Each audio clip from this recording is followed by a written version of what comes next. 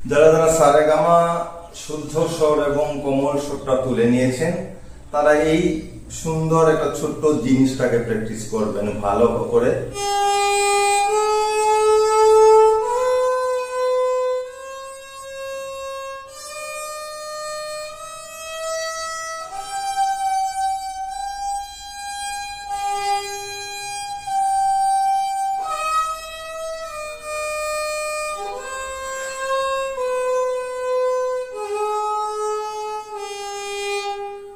সা, তারপর রে শুদ্ধ না, রে হবে কোমল রে। সা রে গা মা, শুদ্ধ গা শুদ্ধ মা, শুধু রেটা কোমল।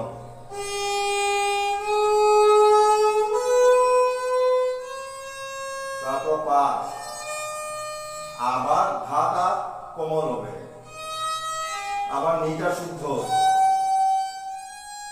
আবার সা নি শুদ্ধ, ধা কোমল, পা মা গা শুদ্ধ, রে কোমল, সা।